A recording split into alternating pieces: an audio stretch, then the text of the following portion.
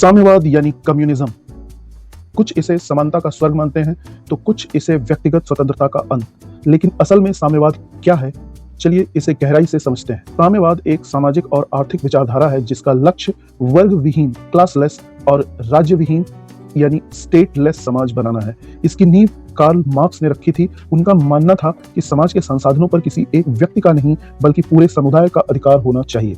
साम्यवाद की 4 मुख्य पहचान है। पहला, निजी संपत्ति का अंत। यहाँ कोई भी जमीन या फैक्ट्री आपकी निजी प्रॉपर्टी नहीं होती। दूसरा, सामूहिक स्वामित्व। सब कुछ सरकार या समाज के हाथ में होता है। तीसरा, वर्ग विहीन समाज। यहाँ न तो कोई मालिक होता है और न कोई मजदूर, सब समान है। चौथा, योगदान और जरूरत। इसका मुख्य सिद्धांत है अपनी क्षमता के अनुसार काम करें और अपनी जरूरत के अनुसार प्राप्त करें। इसके समर्थक इसके कुछ बड़े फायदे बताते हैं, जैसे पहला, समानता।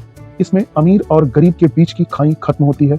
दूसरा, बुनियादी सुविधाएं। शिक्षा, स्वास्थ्य और रोजगार की गारंटी सरकार की होती है। तीसरा, मुनाफे के पीछे नहीं।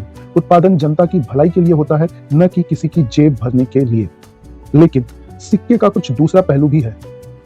इसमें कमियां हैं। पहला, प्रेरणा की कमी यानी लैक ऑफ इंसेंटिव।